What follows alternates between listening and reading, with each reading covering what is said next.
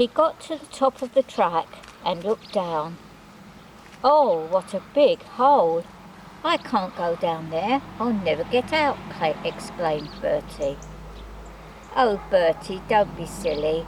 You're not going down there. Look up there." Soapy pointed to a flat piece of ground. "Oh, thank goodness," said Bertie. He now backed up to where Soapy had pointed to.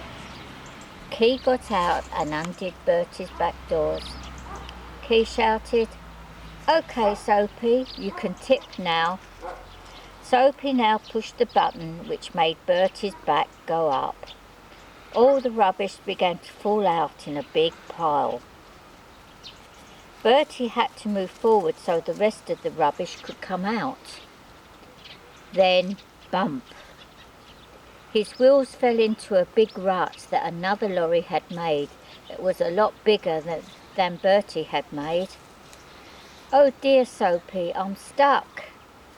Bertie began to panic. He spun his wheels very fast. "It's no good, I'm sinking," moaned Bertie.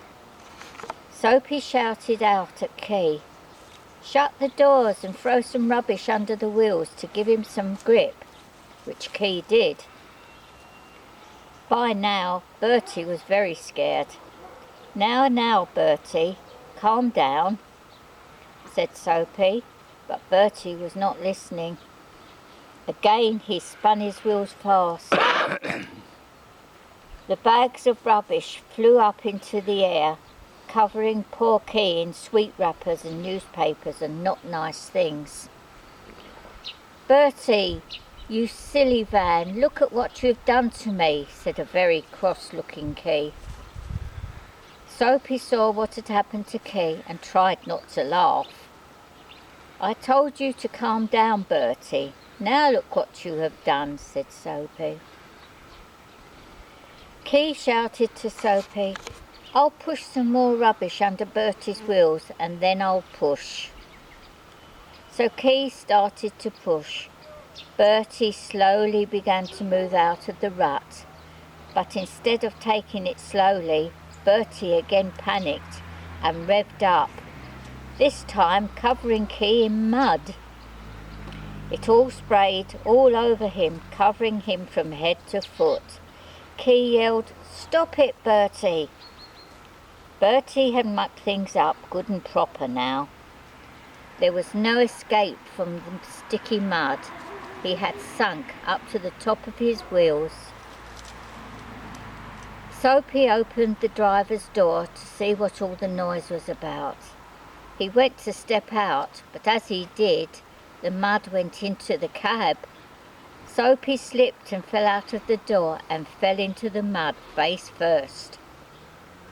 He sat up and looked at Bertie. His bonnet was covered in mud.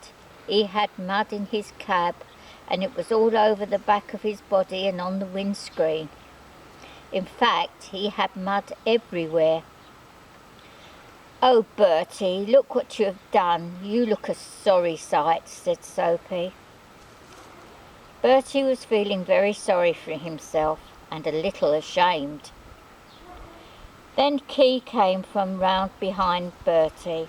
Soapy looked at Key and laughed, but Key didn't think it was funny at all, until Soapy said, "Look at the three of us.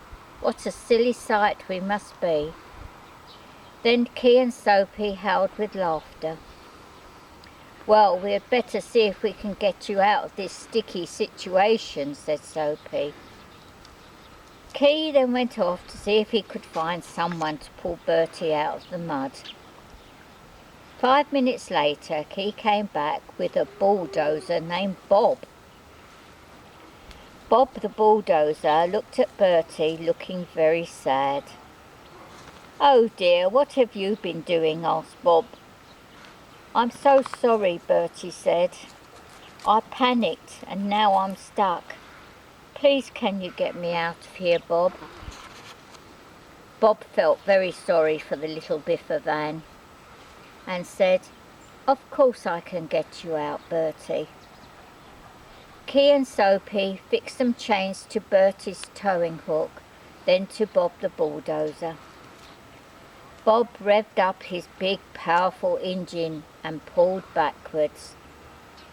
Then Bertie heard a squelch and a glug, and he was free. Bob the bulldozer towed Bertie down the road to safety. "Many thanks," said Bertie to Bob.